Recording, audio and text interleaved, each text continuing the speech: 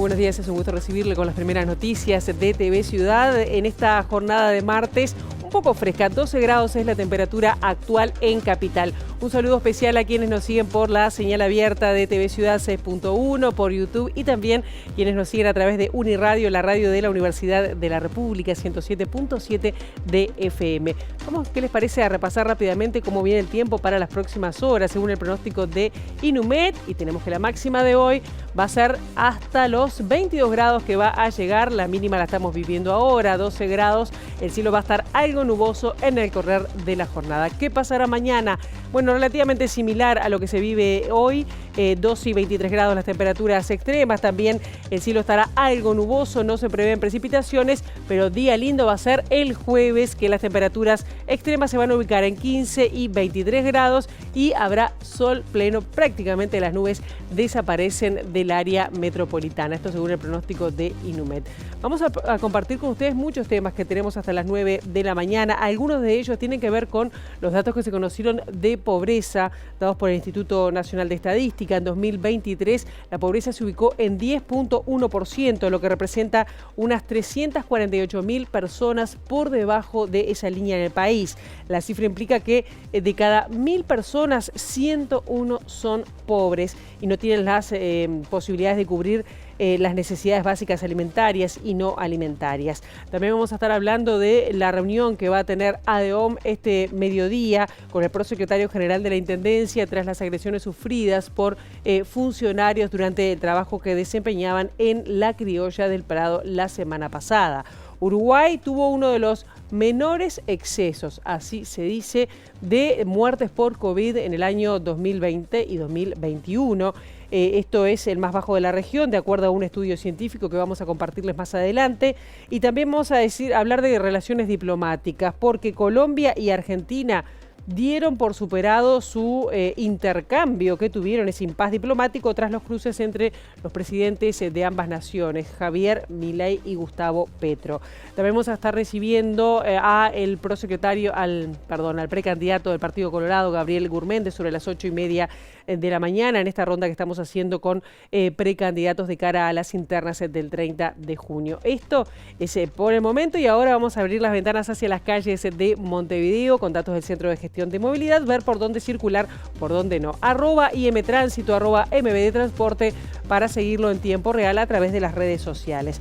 ¿Por dónde no circular? Bueno, Pablo de María entre 18 y Colonia va a estar cortado hasta las 7:30 de la tarde por Llenado de Hormigón. Víctor Soliño desde Solano García hasta Francisco García Cortinas. Esto será hasta las 13 de la tarde, va a estar cerrado a la circulación. Luis de la Torre desde Carlos Berg hasta Sarmiento. El corte será hasta las 5 de la tarde. Y el camino Leandro Gómez entre Ruta 8 y Camino de los 7 Cerros. El corte será hasta las 5 de la tarde por trabajos de bacheo que se van a extender hasta el 8 de abril. Comenzando el desarrollo informativo, les decimos que la pobreza asciende a 10,1% en el año 2023, lo que representa a 348.000 personas pobres, según datos publicados este lunes por el Instituto Nacional de Estadística. La cifra es similar a la de 2022, cuando este guarismo se ubicó 9,9%, pero aún se mantiene más de un punto porcentual por encima de 2019 e implica que cada 1.000 personas, 101 no alcanzan el ingreso mínimo para cubrir sus necesidades básicas. En el caso de niños, niñas y adolescentes, la pobreza se ubica en 20,1% y la franja de 13 a 17 años tuvo el mayor aumento, con 1,7 puntos más en 2023 con respecto a 2022. En 2019, la pobreza infantil se ubicaba en el 17%. Según estos datos, 1 de cada 5 niños y niñas nace con su trayectoria de vida condicionada. Porque incluso 12 años de educación no logran revertir todo lo malo que justamente sucede en esos primeros 1.000 días de vida, donde es clave para el desarrollo del cerebro. Claro. Y acá tenemos que 1 de cada 5 niños en un país como Uruguay, ¿no?, que a veces nos vanagloriamos de lo distinto que somos en relación a la región, tenemos justamente una pobreza que es 9 veces más alta que en la otra punta del tramo etario, ¿sí?, y que de alguna manera nos hace el país con la mayor brecha o la mayor infantilización, porque fíjate, la pobreza es 2 veces lo que es la pobreza general. Claro. Ese es el ratio más alto dentro de la región, que no quiere decir que sea la tasa más alta, sino la brecha que existe contra la pobreza global es la más alta. El dato de pobreza en menores de 18 años es relevante porque condiciona las posibilidades de desarrollo en las próximas décadas. Los índices de pobreza bajan bastante entre los 18 y 64 años y sobre la tercera edad desciende a 2,2%. Y en Montevideo los hogares más pobres se concentran en 4 municipios. Estamos hablando del municipio A, el G, el D y el F. Para el año 2023 la pobreza continúa afectando en mayor medida a los hogares con referente mujer, jefa de hogar, tanto en Montevideo como en el interior del país. Y en términos de ascendencia étnico-racial, la población afrodescendiente continúa registrando mayores niveles de pobreza con un 10,6 puntos porcentuales más que las que se autoperciben blancas.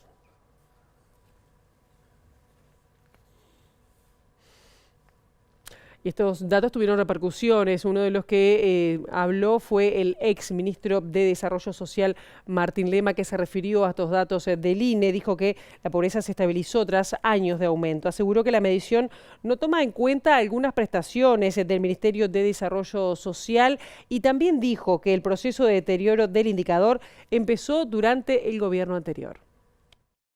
Desde el año 2018 la pobreza está aumentando, fue aumentando. Subió en el año 2018, subió en el año 2019 y en el año de pandemia llegó al pico de 11,6. Ese pico se quebró y se pasó de un aumento que venía del año 2018 hacia la baja. Bajó en el año 2021, bajó en el año 2022 y en el año 2023 encontramos una estabilidad. Por lo margen de error que te comentaba, tanto con el año 2022, que eso no hay duda que está esa estabilidad, como con respecto a algunos análisis con respecto al 2019. Lema enumeró 3 prestaciones del MIDES que, como no se traducen en ingresos, a su entender no se reflejan en la medición de pobreza, pese a que benefician a cientos de miles de personas. Desde el 1 de junio de 2022, quienes reciben asignaciones familiares Plan de Equidad, Tarjeta Uruguay Social, asistencia a la vejez o asignaciones familiares del BPS hasta el primer escalafón, acceden a una recarga de Supergas de 13 kilos, un 50% a cada recarga que realizan. Lo mismo el bono social MIDESUTE, con bonificaciones hasta un 90%, en donde hay 172.000 hogares que pagan o el 10 o el 20% en energía eléctrica, teniendo una energía eléctrica segura y de calidad. Lo mismo lo que tiene que ver con el refuerzo y el fortalecimiento del Instituto Nacional de Alimentación, con 70.000 viandas nuevas por semana, que es una prestación que se agrega y se agrega la mejora en las canastas de emergencia, que pasaron de 8 kilos a 14 kilos.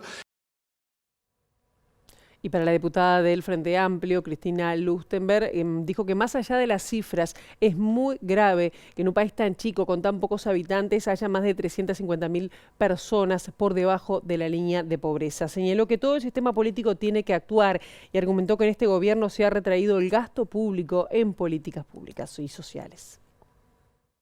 Es hora que el país entero tome conciencia de la gravedad que significa para un país con tan pocos habitantes que tengamos 350.000 personas que no alcancen el ingreso básico de una canasta de alimentos. Veamos por qué tenemos estas cifras que nos deberían desafiar, un país con tan pocos habitantes y que sigamos teniendo concentrada centésimas más menos, son miles de personas. El Uruguay tiene cerca de 150.000 niños, niñas y adolescentes hoy viviendo por debajo de la línea de la pobreza. Hoy tenemos casi 30.000 niños viviendo en hogares en emergencia habitacional.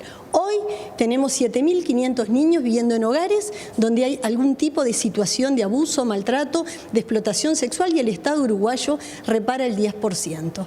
Entonces la verdad que las cifras más menos, un porcentaje más menos que baja, cuando de verdad ahora ha aumentado o está estancado al menos. Entonces esto es una convocatoria para que todos, el sistema político entero, nos pongamos a trabajar. Este gobierno, cuando uno toma el crecimiento del PBI y cuánto se está invirtiendo el gasto público social, se ha retraído en la inversión del gasto en políticas sociales, eso lo vemos en cada una de las rendiciones de cuentas.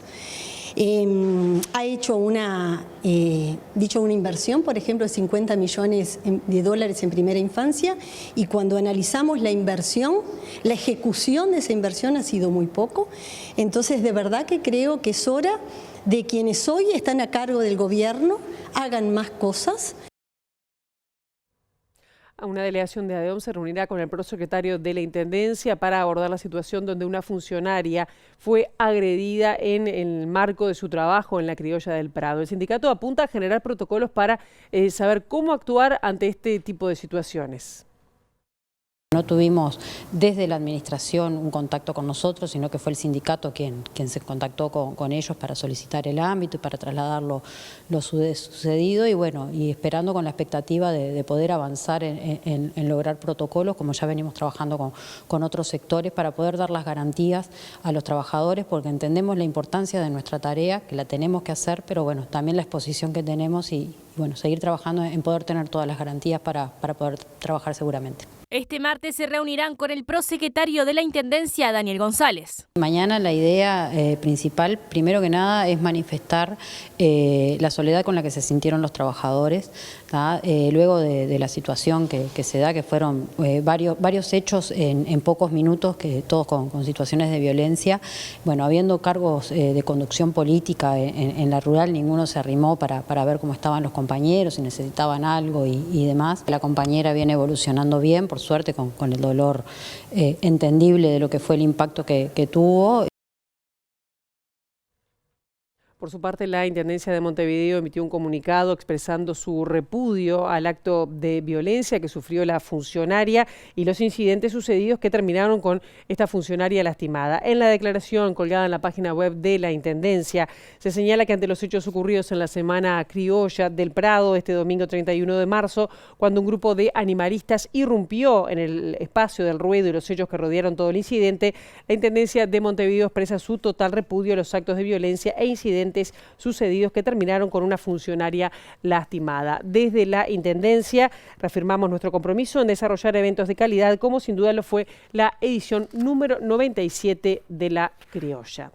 Y vamos a otros temas, ¿qué les parece del ámbito ahora político? Porque bueno, la campaña se empieza a calentar y ayer hubo novedades en uno de los precandidatos del Partido Colorado. Robert Silva propuso crear un comando unificado contra el delito, 30 centros para el tratamiento de adicciones y el aumento de sueldos a efectivos policiales, así como la designación de jefaturas de policía por concurso. Silva presentó sus propuestas de seguridad, que estará liderado por el actual coordinador de estrategias de seguridad integral y preventivas del Ministerio del Interior, Diego Sanjurjo. Entre las medidas incluidas en el programa de gobierno de este sector del Partido Colorado, se destaca el aumento del 50% del salario policial, un incremento de un 25% en la formación de los efectivos y la despolitización de la policía. Pasando todas las elecciones directas a concursos públicos y concursos internos, es decir, queremos tener una policía todavía mejor que la que hoy tenemos. ¿Los jefes departamentales de policía no van a ser electos por el presidente? No, van a pasar a postularse a concursos y dependiendo de sus méritos, de sus capacidades y también de la estrategia que planteen ellos, ¿no?, van a ser elegidos por concurso.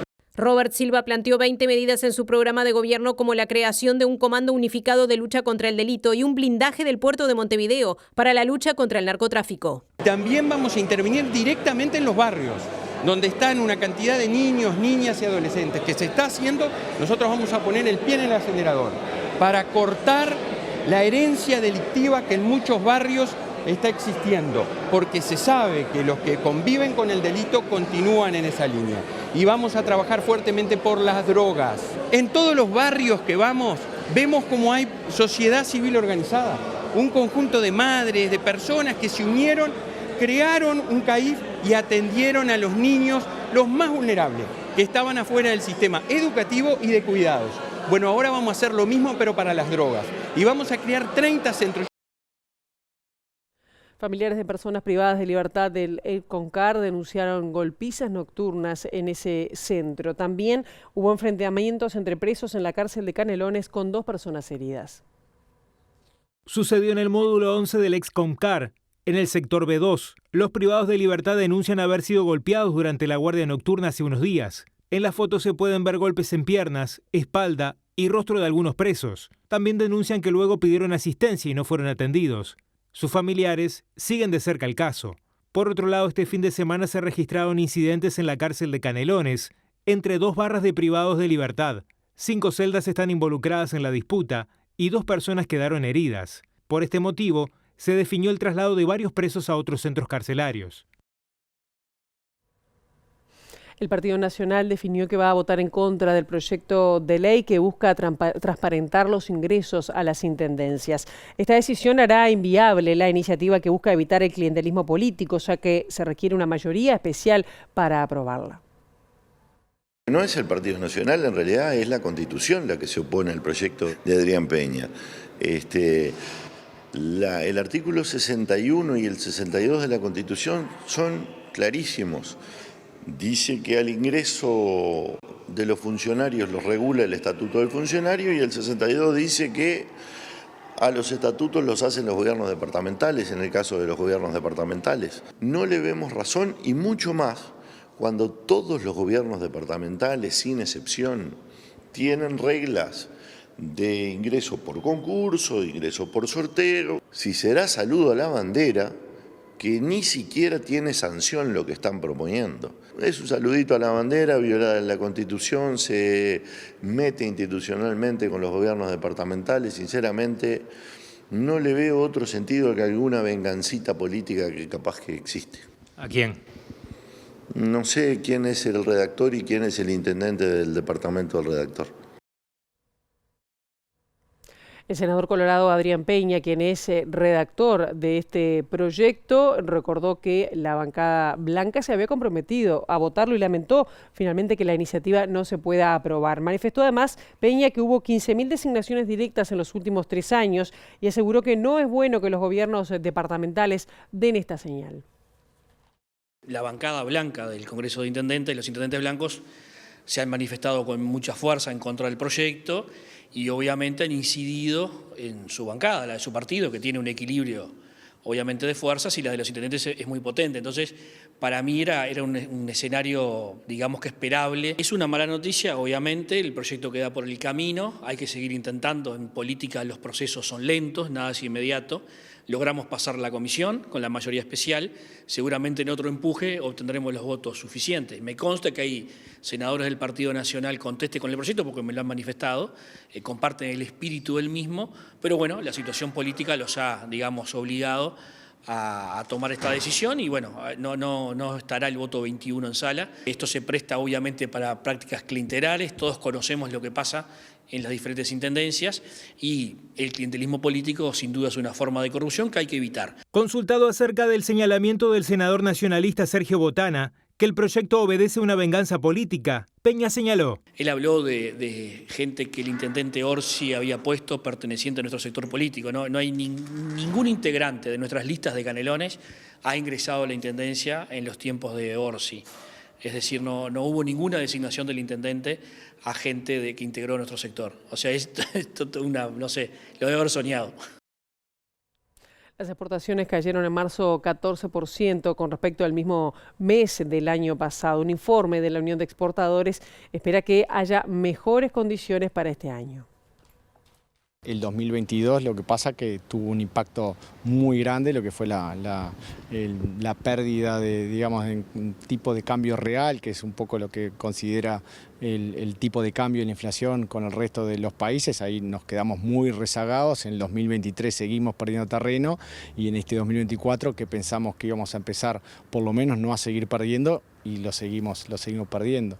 Entonces, política monetaria es un tema muy importante que tiene que ver con la inflación, pero también cómo se controla esa inflación, y esa es un poco la discusión, y que no solamente tiene que ver con el Banco Central, digamos, sino ya con todo el equipo económico y la forma en que uno controla el déficit o el gasto, porque a la larga termina impactando en lo que es el tipo de cambio o el tipo de cambio real también.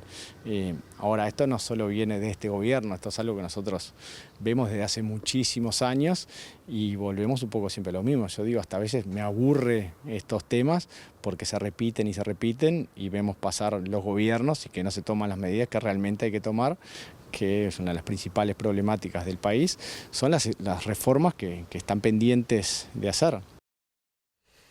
Uruguay tuvo uno de los menores excesos globales de mortalidad por COVID en el año 2020 y 2021 y el más bajo de la región. de acuerdo a un estudio científico presentado en la revista científica The Lancet. La publicación también registró que la expectativa de vida en el país cayó a 1,4 años en el mismo periodo, cifra ubicada 2 décimas por debajo que la caída promedio a nivel mundial. En Uruguay, el exceso de mortalidad en 2020 y 2021 durante los peores años de la pandemia de COVID-19 fue de 0,49 muertes cada 1.000 habitantes, cercano al valor mundial más bajo que se dio en Israel, con una tasa de 0,29. A nivel regional, la tasa uruguaya fue casi 10 veces menor que la de Perú, que con 4,7 tuvo el peor desempeño sanitario, seguido de Bolivia con 4,19 muertes y México con 2,61. A modo de comparación, la tasa en Brasil fue de 1,36 y en Guatemala de 1,78, mientras que en otras regiones fue menor, 0,60 en Alemania, 0,95 en Canadá, 1,02 en Reino Unido y 1,59 en Estados Unidos.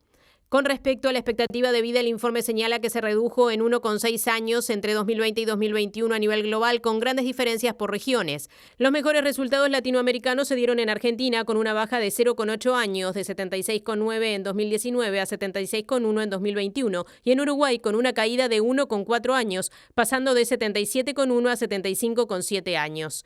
El estudio aclara que la caída relativamente baja de la expectativa de vida en Argentina, Canadá, Uruguay y Chile fue porque la mayoría de quienes fallecieron tenía edad avanzada. Los datos surgen de una actualización del estudio de la carga global de enfermedades presentado en 2021, proporcionando una visión más completa del costo de la pandemia en la salud humana hasta la fecha. Un nuevo reporte del Ministerio de Salud Pública indica que hasta el momento son 246 los casos de dengue comprobados en nuestro país. De estos, 8 nuevos casos son de dengue autóctonos y 7 de dengue importado. Hay 42 casos que esperan confirmación. A su vez, el Ministerio informó que uno de los 3 pacientes que fallecieron lo hizo por causa directa del dengue y los otros 2 que tenían comorbilidades y siguen a estudio. A nivel nacional, hay 31 personas internadas y una de ellas permanece en centro de tratamiento intensivo. Y vamos a estar hablando de salud, pero sobre todo de investigación clínica, porque la docente e investigadora Stephanie Viroga cuestionó la propuesta de modificación del proyecto que regula justamente la investigación clínica.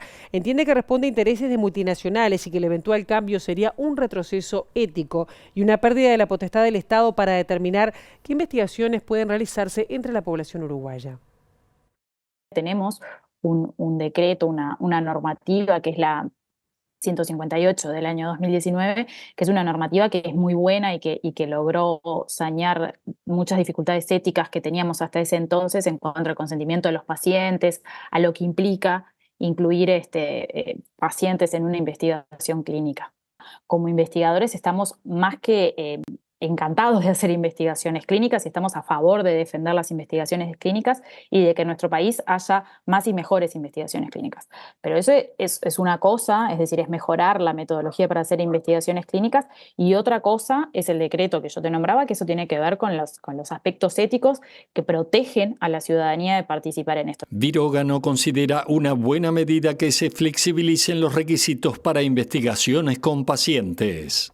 Sería retroceder en algunos puntos éticos en el sentido de que, por ejemplo, plantea que si un protocolo de investigación ética se aprobó a nivel internacional por algunos miembros del Comité Internacional, eso podría hacerse directamente acá en nuestro país, es decir, ahí deja ver algunos intereses multinacionales. Nosotros no podemos perder lo que ya ganamos de la defensa como Estado, ¿no? de la defensa de los derechos y de proteger a los sujetos que van a estar en la investigación. Las modificaciones del decreto actual son impulsadas por más de 45 asociaciones de pacientes que solicita al gobierno que habilite la investigación clínica en oncología. El presidente de Peñarol, Ignacio Ruglio, fue recibido por el secretario de Interior, Nicolás Martinelli, tras los incidentes ocurridos tras el clásico del pasado viernes. La preocupación de que estas cosas no vuelvan a pasar, a entender el porqué del nivel para nosotros excesivo de represión que hubo y demás, y sobre todo a ver cómo construimos de acá en adelante, que es nuestra principal tarea, principalmente porque se nos viene un partido con Rosario Central que van a traer 2.600 personas. La hinchada argentina siempre son complicadas, el de Mineiro también, debe ser capaz que un partido con 1.000 personas visitantes, que aparte es de noche y que como le dijimos con Eduardo Saindestad, nuestro deber es cuidar a nuestra gente y que no nos vuelvan a pasar este tipo de cosas. Sobre el accionar de la policía, ¿qué le dijo el ministro? Bueno, que están en investigación interna y que si algo había estado mal, lo iban a corregir, y explicó cómo se desarrolla un operativo, por qué se desarrolla como estuvo, las cosas que no salieron bien en la planificación y en los horarios que la gente nacional no cumplió al salir y demás.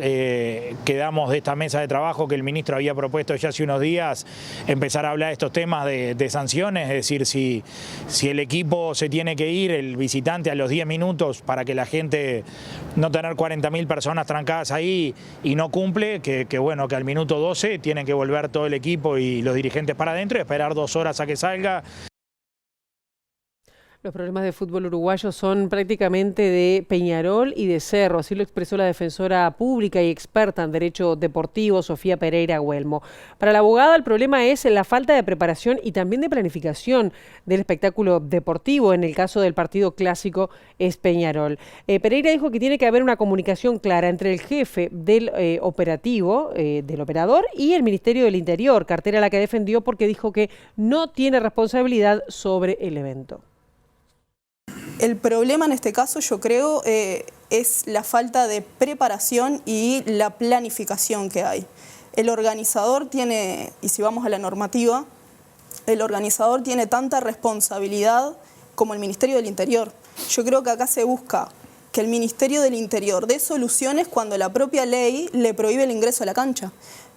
Tiene que haber una comunicación clara entre el jefe del operativo, esto lo aclaré la otra vuelta que vine, el jefe del operativo del organizador, que en este caso, ya que el doctor remite al Clásico Nacional Peñarol, tiene que haber una comunicación clara entre el jefe del operativo del organizador y el Ministerio del Interior.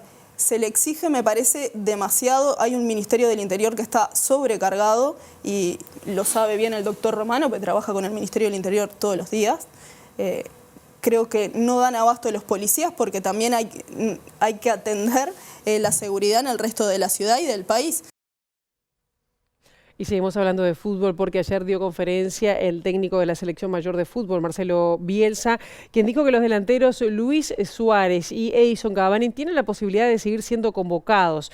Lo dijo durante una conferencia realizada este lunes en la que analizó los 2 últimos partidos amistosos que jugó Uruguay y habló de la preparación de la Copa América prevista para este año. Cavani y Suárez son convocables para la selección uruguaya. Cada vez que yo,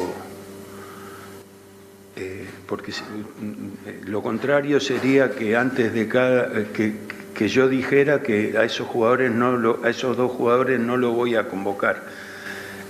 Nunca dije eso ni nunca lo voy a decir. Siempre veo todos los partidos, evalúo y tomo decisiones. Veo todos los partidos, quiere decir que no hay ningún partido de Suárez y de Cavani que yo no haya visto. Una brevísima pausa. A la vuelta de la misma estaremos conversando con Gabriel Gurméndez, precandidato del Partido Colorado. Ya venimos.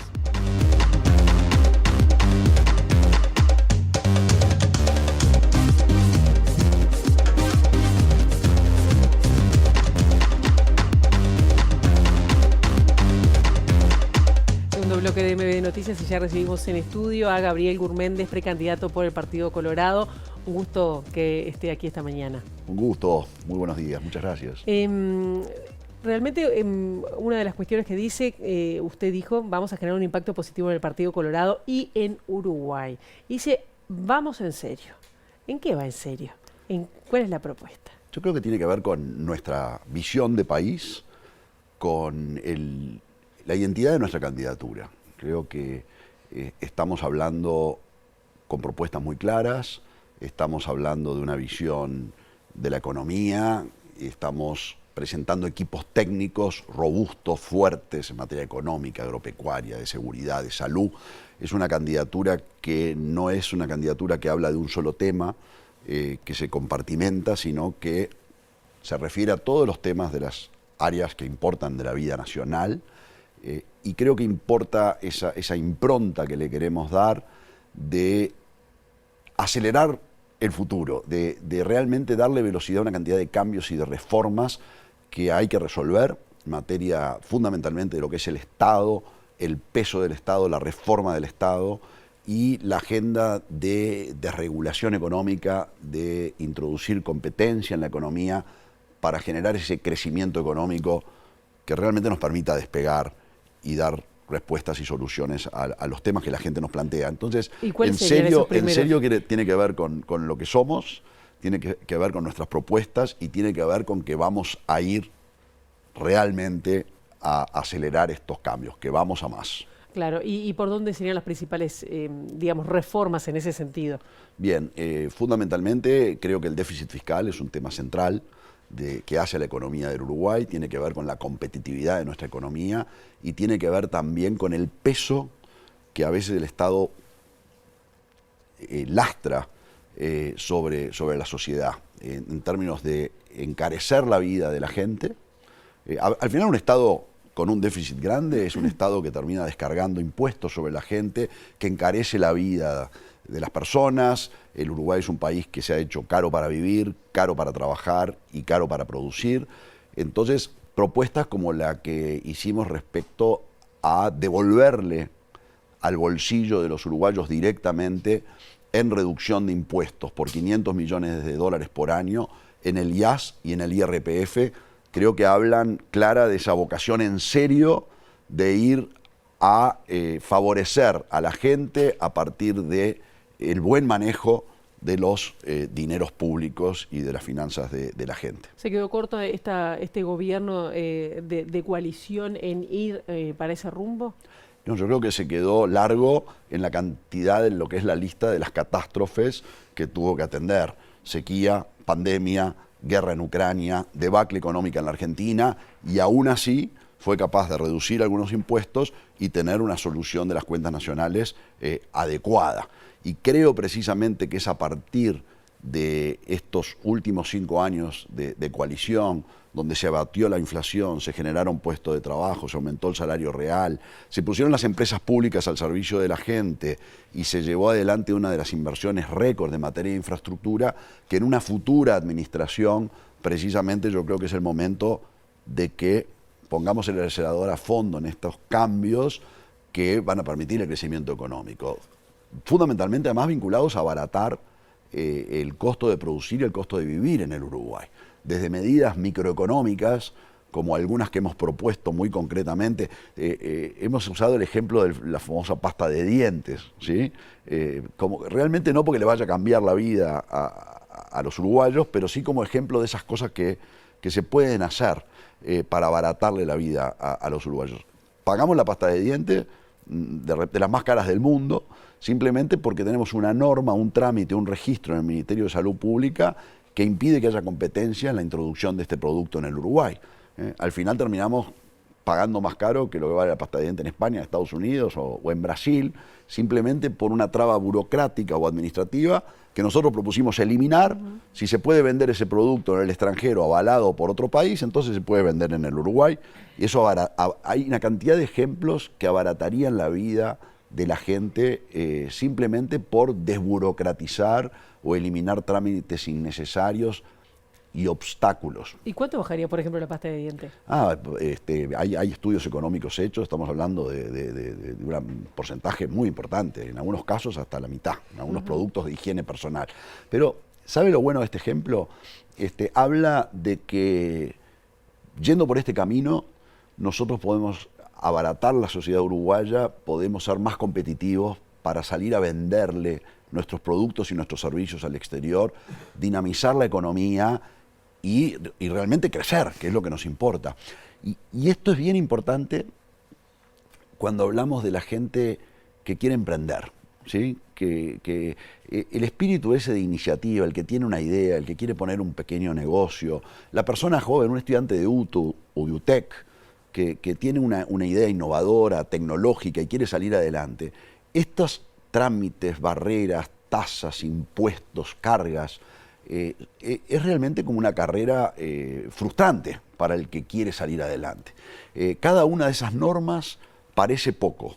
Cuando uno las acumula y tiene la experiencia de tratar de salir adelante con estas cosas, se da cuenta que este es un país donde emprender, generar riqueza, se hace difícil. Y realmente nosotros queremos por ahí, porque por decreto no se genera la riqueza. ¿Qué es la diferencia? Pienso en, hay 8 candidatos, precandidatos en el Partido Colorado. ¿Cuál sería, digamos, por qué lo votarían usted dentro de lo que es el panorama de los colorados? Creo que tenemos esta visión de la economía que claramente nos diferencia de los demás. ¿Más liberal que el resto?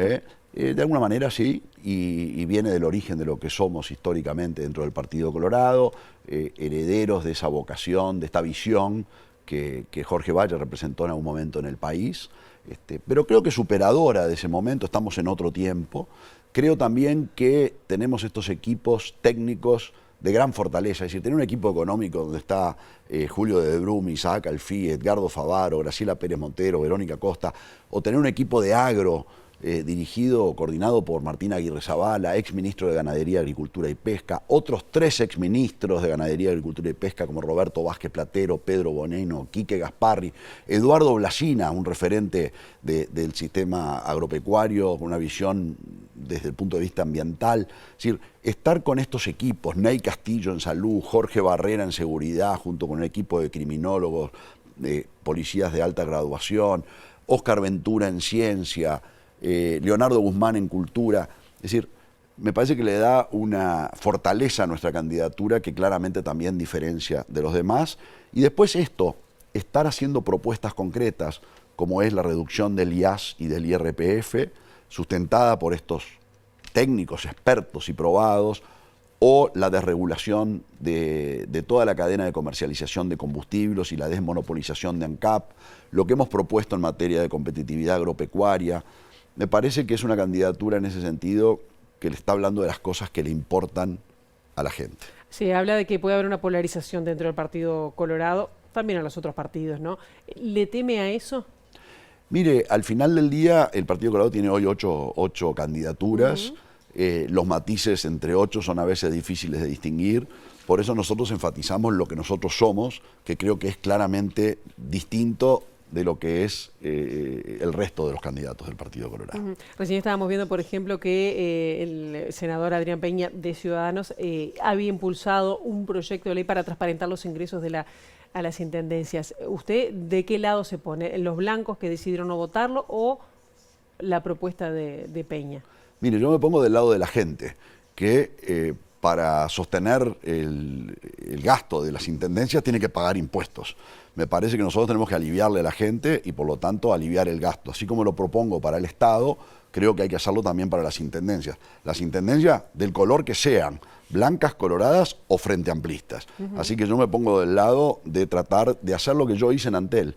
En Antel nosotros pudimos reducir el número de funcionarios, mejorar la calidad de servicios y por haber hecho un esfuerzo de manejo adecuado de los gastos, pudimos transferirle a la gente el beneficio del ahorro bajando las tarifas. El precio del gigabyte en Antel pasó de 80 pesos a 20 pesos, es decir, lo redujimos en 4 veces. Bueno, eso se puede hacer si uno ahorra. El sindicato dice que, bueno, que no hubo inversiones, por eso también se disparó, digamos, lo que es la inversión. Y también hay quejas en lo técnico, que el 5G no funciona si nos alejamos de Montevideo. Mire, eso es que no hay 5G fuera de los centros urbanos. El 5G empezó en las ciudades, está en las ciudades, no está en otros lados. Tiene un avance mucho más importante que cualquier otro país de América Latina porque el despliegue va mucho antes. Pero acá lo que hay que hacer, Pilar, es ir a los números y no a los relatos. Los números están ahí, están auditados. Mire, Antel dio los mejores resultados de su historia económicos en los últimos 3 años. Para mí fue una muy buena noticia. Se acaban de publicar los datos del último año. Ahí es que dice el sindicato que no hubo inversión. Pero entonces vayan a los números de la inversión y vean. Y comparen contra los años anteriores de gestión. Porque si no hubo inversión ahora, entonces en los años anteriores hubo menos inversión. Porque claramente los números son mayores.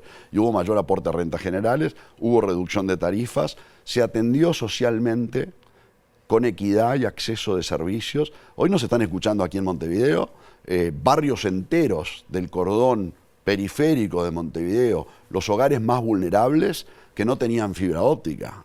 No había fibra óptica en Casaballe, no había fibra óptica en Barrio Borro, no había fibra óptica en Cerro Norte, no había fibra óptica en el barrio La Paloma. Lo mismo pasaba en el interior, no había fibra óptica en Cerro Pelado o en La Capuera, por decir 2 lugares de Maldonado. Es decir, había todo una cantidad de hogares. Había una planificación que ya se venía haciendo. Sí, por supuesto, pero hubo también una falta de planificación.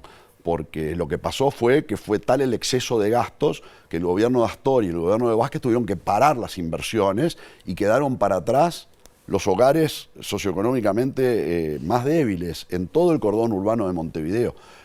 Y en el interior del país, 170 villas y pueblos que no tenían. Hoy tenemos más de 40 barrios de Montevideo con fibra óptica, 170 villas, pueblos y ciudades del interior con fibra óptica, gente que había sido olvidada en las últimas administraciones. Tengo 2 preguntas bien cortitas, porque el tiempo se nos acaba. Con respecto a, ante la arena, ¿usted estaba de acuerdo en volver a reexaminar la causa? Aunque muchos dicen que no. Sí, porque de la misma manera que en función de las evidencias que yo vi, las auditorías que conocí y la denuncia penal que con convicción llevé adelante, eso nada ha cambiado, por lo tanto creo que sí, que se debe ir hasta las últimas instancias posibles para que los uruguayos conozcan de qué manera se manejaron los dineros de la gente en este proyecto. Carolina H., que estuvo hace un par de semanas, dijo que el Partido Colorado se había desdibujado, digamos, la identidad en este gobierno de coalición. ¿Usted opina que es así, que tendría que haber tenido otra impronta? No, yo creo que el Partido Colorado fue un socio que actuó en la coalición, actuó con su vocación para llevar adelante lo que estaba establecido en el programa acordado con el gobierno. Es un partido que siempre se caracterizó por la acción de gobierno, por asumir sin mirar costos políticos en eso que es la ética de la responsabilidad. Llevó adelante y colaboró en propuestas importantes como tuvo que ver con la LUC, la reforma educativa, la reforma de la seguridad social. Me parece que si hay algo que el Partido Colorado es un partido de responsabilidad y de gobierno, y en eso no hay nada que se haya desdibujado. Gabriel Gúmendez, muchísimas gracias por estos minutos. Un gusto, muchas gracias, Pilar. Y nosotros ahora seguimos con otros temas. Ustedes saben que la Asociación de Hoteles y Restaurantes del Uruguay valoró positivamente la llegada de la Semana de Turismo de 85.000 personas desde Argentina. Sin embargo, la gremial advirtió que Montevideo y otros destinos no superaron la cifra de 2023. No fueron todos los destinos igual, algunos destinos igualaron a lo que fue la Semana de Turismo del 2023 y otros como Piriápolis, el Litoral y Colonia fue un poco mejor que el 2023 esta Semana de Turismo. Por supuesto, el tema cambiario en estos momentos no ayuda mucho para lo que tiene que ver con la rentabilidad, pero desde el punto de vista de lo esperado, superó un poco las expectativas de lo que teníamos. La única ciudad o el único destino que fue inferior al 2023 fue Montevideo. ¿Tienen pensado pedirle alguna medida más al gobierno? La medida más importante para el sector hoy, que se promulgue la ley, el proyecto de ley que está en la Comisión del Senado de Turismo sobre la ley de vivienda turística. Ese es el punto fundamental para el sector. Hasta que el sector no tenga una ley que regule todo el sector, no podemos hablar de que podemos pensar a futuro, porque eso es lo que hoy ese informalismo que existe, y no el informalismo del que alquila su casa en el verano, sino las grandes infraestructuras que funcionan sin ser hoteles, ofreciendo los mismos servicios, sin cumplir ninguna de las reglamentaciones ni las regulaciones que tienen los hoteles. Ese es el punto fundamental para el turismo. Y el peaje sobre el arroyo Pando, ubicado allí en la ruta interbalnearia, comenzó a operar, como dijimos, desde el 1 de abril de forma totalmente automática. Los peajes de Soca en el departamento de Canelones y el de Mendoza en el departamento de Florida son los que todavía aún reciben pagos en efectivo, modalidad que van a mantener hasta el mes de mayo. Va a ser algo sin mucho complicación, dado que en horas nocturnas ya era automatizado el peaje y tenemos un porcentaje muy alto de los autos, más del 90% ya que están con el tag. Y bueno, y el que no tenga tag va a poder adquirir su tag en el peaje, pero tampoco que es las matrículas nacionales no van a tener el impedimento de pasar, dado que el automatismo si no hay tag, toma la matrícula como dato del vehículo y bueno, va a tener el problema que es un poco más caro el pasaje por el peaje. Muchos trabajadores se han insertado en otras tareas. Hay muchas tareas también dentro de lo que es la parte de controles de lo que es el peaje en las rutas, que también se ha llenado con estas vacantes, y mucha gente también se ha acogido a incentivos de jubilación, y otra gente tenía ya edad de jubilatoria y bueno, no ha tenido problema, ¿no? Y este domingo terminó la edición número 42 del Festival Internacional Cinematográfico del Uruguay, organizado por Cinemateca, y se dieron a conocer varios premios. Entre ellos, la distinción a Mejor Película fue para una coproducción hispano-argentina. El premio del público a la mejor película del festival fue para La Estrella Azul, una coproducción de España y Argentina de Javier Masipe, en que un famoso rockero español traba amistad con un anciano folclorista argentino. En la competencia internacional de largometrajes, el premio especial del jurado fue para Inside the Yellow Cocoon Shell, de Vietnam, Singapur, Francia y España, y para la italiana La Quimera. El premio a Mejor Dirección fue para Gabor Reis por Explanation for Everything, de Hungría, Eslovaquia, y la mejor película No esperes demasiado, del fin del mundo, de Rumania, Luxemburgo, Francia y Croacia. El premio a Mejor Película en la competencia iberoamericana de largometrajes fue para Pepe, de República Dominicana, Namibia, Alemania y Francia, de Nelson Carlo de los Santos Arias. La mejor obra de la competencia Nuevos Realizadores fue para La Imagen Permanente, de España y Francia, de Laura Ferrés. La mejor película de la competencia de Derechos Humanos fue para For Daughters, de la directora tunecina Kauthar Ben Hania. El jurado juvenil eligió a La Estrella Azul como mejor película y el mejor cortometraje infantil fue Dede está muerto, de República Checa. El mejor largometraje infantil fue Linda quiere pollo, de Francia. Apuesta por el rock and roll, lo que significa...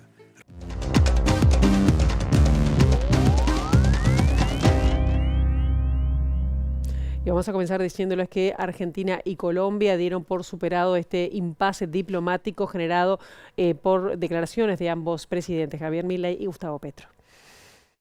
Las cancillerías de Argentina y Colombia publicaron este domingo un comunicado conjunto con el que ponen paños fríos a la tensión en las relaciones de ambos países, que se vieron enardecidas por los recientes comentarios del presidente argentino, en los que calificó de asesino y terrorista a su homólogo colombiano Gustavo Petro.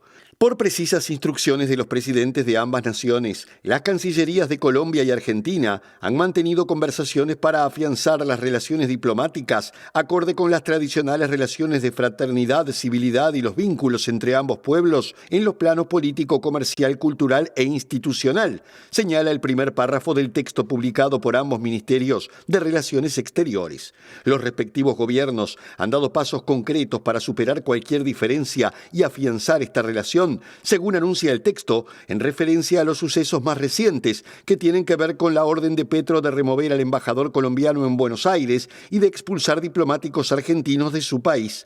Por su parte, el presidente mexicano Andrés Manuel López Obrador expresó este lunes durante su rueda matutina de prensa que su gobierno mantiene las relaciones con Argentina pese a los dichos de Javier Milei, quien lo había calificado de ignorante en la misma entrevista en que insultó al presidente colombiano.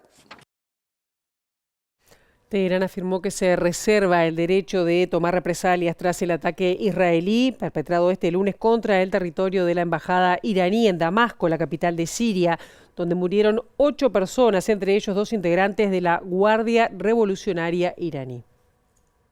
Teherán se reserva el derecho de tomar represalias tras el ataque israelí perpetrado este lunes contra el territorio de la embajada iraní en Damasco, declaró el portavoz del Ministerio de Asuntos Exteriores, Nasser Kanahani, quien manifestó que esta acción debe ser condenada en los términos más enérgicos posibles por la comunidad internacional y Estados Unidos y que deben tomarse las medidas necesarias contra el agresor. Por su parte, el canciller iraní Hossein Amir Abdollahian señaló que Tel Aviv comete tales acciones criminales debido a sus fracasos casos en la Franja de Gaza y que el primer ministro israelí Benjamín Netanyahu ha perdido completamente el equilibrio mental debido a los constantes fracasos y a su incapacidad para lograr los ambiciosos objetivos de los sionistas, según afirmó.